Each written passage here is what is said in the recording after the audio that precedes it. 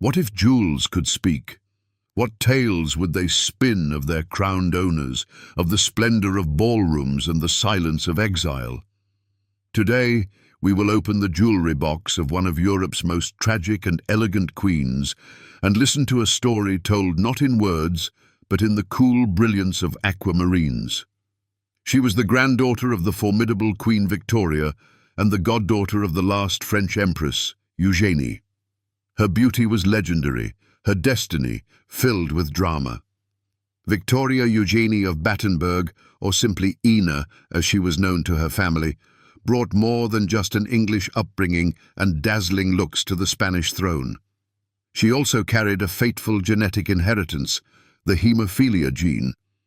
This fact would forever cast a shadow over her marriage to King Alfonso XIII and her life at the court of Madrid. She was a mother who outlived two of her sons, a wife forced to endure her husband's endless infidelities and coldness, and ultimately a queen without a kingdom who would end her days in exile. Yet, through every trial, she carried herself with an unwavering sense of dignity and impeccable taste, for which her magnificent jewelry collection serves as the most brilliant testament. Raised amid the splendor of Windsor Castle and Scotland's Balmoral, the young princess was surrounded by the glitter of historic jewels from childhood. It is no surprise that she developed a passionate love for the art of jewelry. And among all the treasures of her heart and her collection, aquamarines held a special place. In her own words, these stones, the color of the sea at dawn, perfectly complemented her fair hair, marble skin, and most importantly, her piercing blue eyes.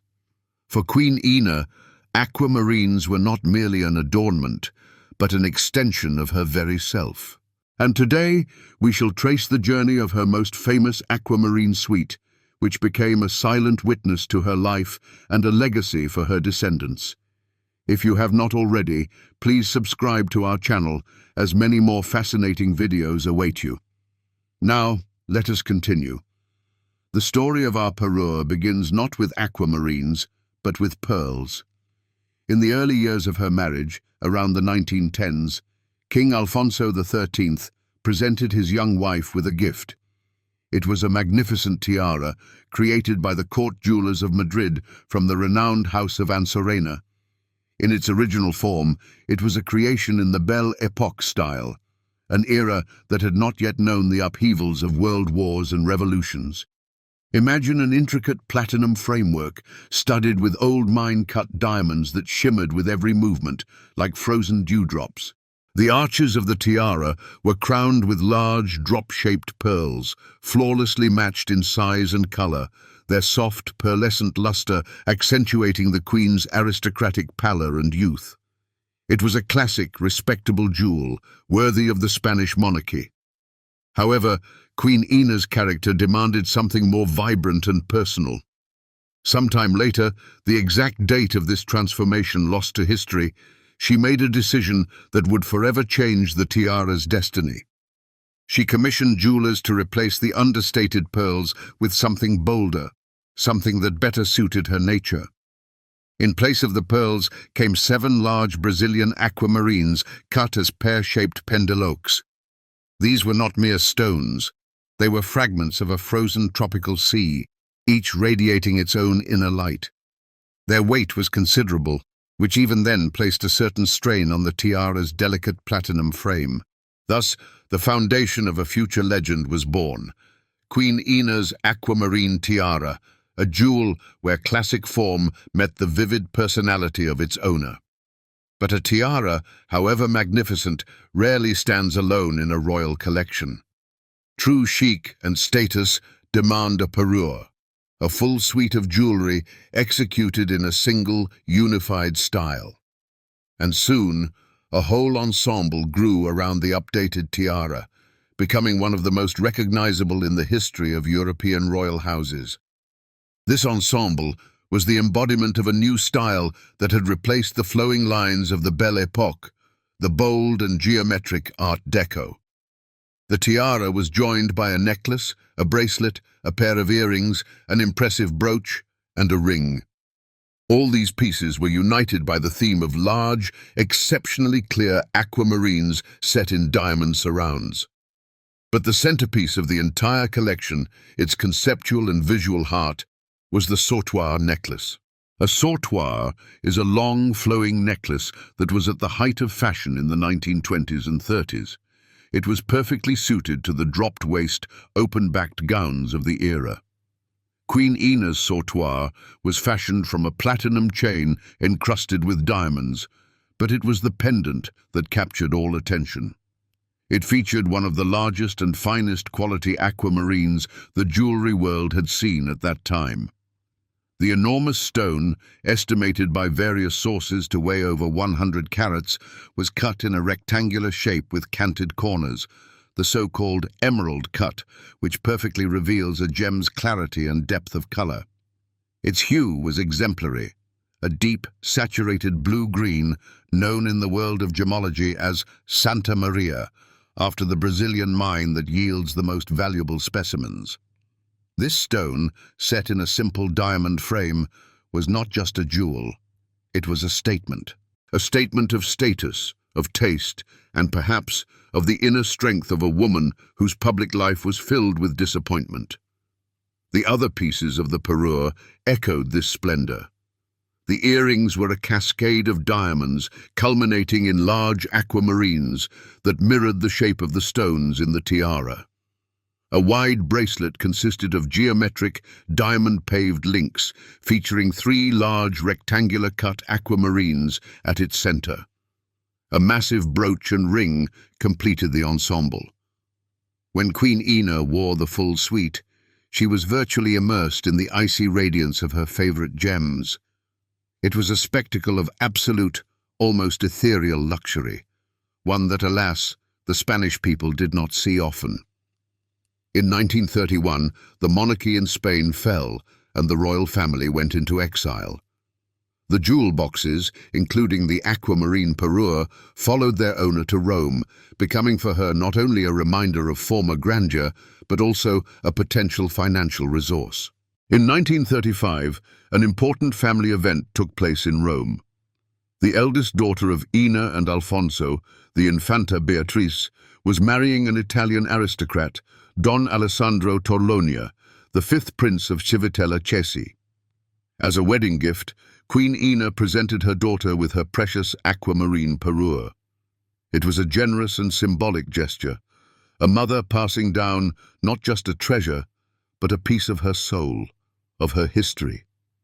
From that moment, a new chapter began for the legendary suite, now linked to the Torlonia family.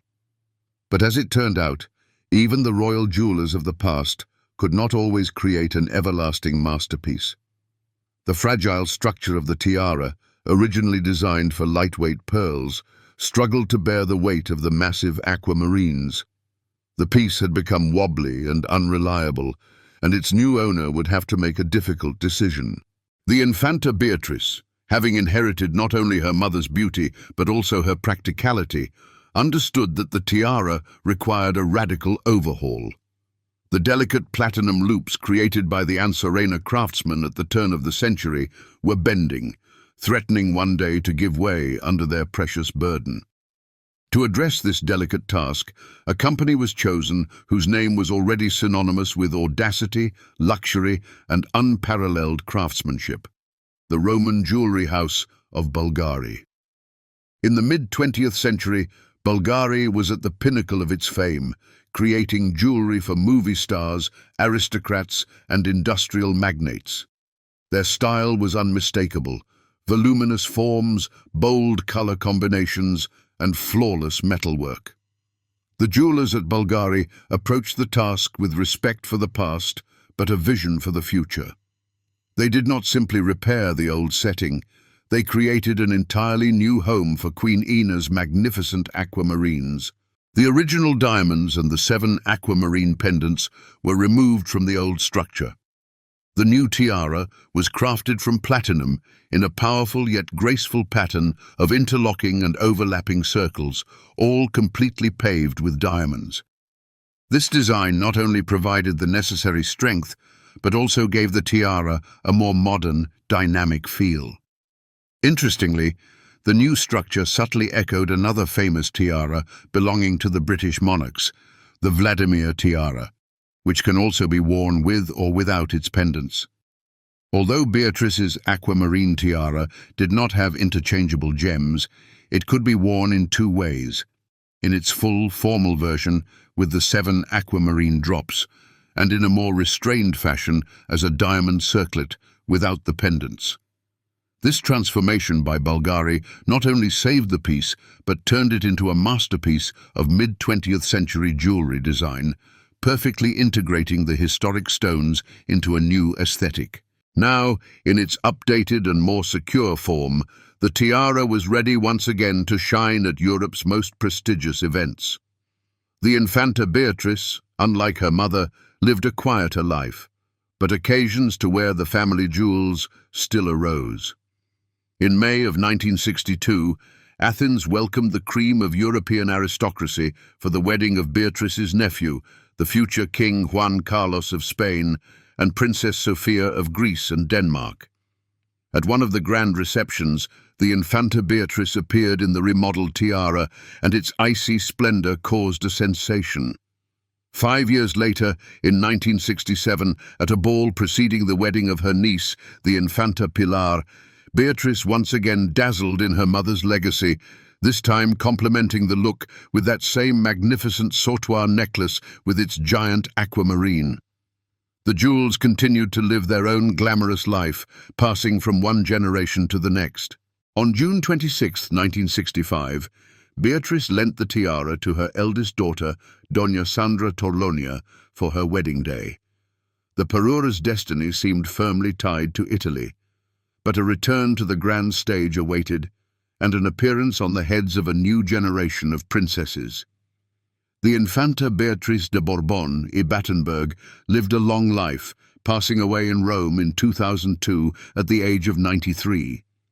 After her death, the magnificent aquamarine collection was apparently not divided up entirely, but passed into the joint ownership of her daughters, Alessandra, Sandra, and Olympia Torlonia. This allowed the parure to be preserved as a whole, with its various pieces appearing on different members of the family. Olympia Torlonia di Civitella Cesi, Beatrice's younger daughter, appeared in the tiara in public on 2 occasions, showcasing its grandeur at the highest-level events.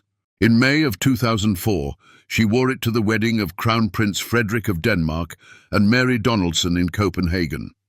And in 2015, the tiara adorned her at a gala dinner celebrating the 75th birthday of Queen Margrethe II of Denmark. On both occasions, the tiara looked majestic, proving that Bulgari's masterpieces are timeless. Her elder sister, Doña Sandra Torlonia, Countess Lequio di Asaba, chose a different part of the suite for her appearance. On May 21, 2004, the day before the wedding of her first cousin once removed, Crown Prince Felipe of Spain, now King Felipe VI, she appeared at the pre-wedding dinner in Madrid, wearing the stunning sautoir necklace. The giant aquamarine that once graced the neck of Queen Ina after 70 years sparkled once again in the very heart of the Spanish capital, symbolizing the unbreakable bond between the exiled branch of the Bourbon family and the main line of the dynasty. But perhaps the most famous wearer of the family aquamarines in recent years has been Olympia Torlonia's daughter and the Infanta Beatrice's granddaughter, Princess Sibylla of Luxembourg, born Sibylle Weiler. Upon marrying Prince Guillaume of Luxembourg, the younger brother of the reigning Grand Duke Henri, Sibylla became one of Europe's most elegant princesses. And in October of 2012, at the Society event of the year, the wedding of her nephew-in-law, hereditary Grand Duke Guillaume, and Countess Stéphanie de Lannoy, Princess Sibylla appeared in the family's aquamarine tiara. It was a triumphant moment. The jewel created for a Queen of Spain, which had survived exile and been remade in Rome, now crowned the head of a Princess of Luxembourg, the great-granddaughter of Queen Ina. The radiance of the aquamarines, once chosen to match the color of her great-grandmother's eyes, perfectly harmonized with Sibylla's own blue eyes. The circle was complete. A story that began over a century ago found its continuation, proving that great jewels are more than just metal and stone. They are time capsules, keepers of memory, and symbols of continuity. From Queen Ina to the Infanta Beatrice, from her daughters to her granddaughter, this parure has travelled through the tumultuous 20th century and entered the 21st without losing a drop of its splendour or historical significance. It has witnessed the fall of monarchies and the birth of republics, royal weddings and quiet family celebrations. These cool, silent stones are witnesses to love, loss, exile and triumphant return, and they are the tangible thread connecting generations of one of Europe's most fascinating royal families. And gazing upon their icy brilliance, one cannot help but wonder, what other stories will these aquamarines tell in the future as they continue their silent journey through the annals of European aristocracy? If you enjoyed this story, let us know in the comments which legendary piece of jewelry you would like to hear about next. Don't forget to like this video, subscribe to our channel, and ring the bell so you never miss a new journey into the world of high jewelry.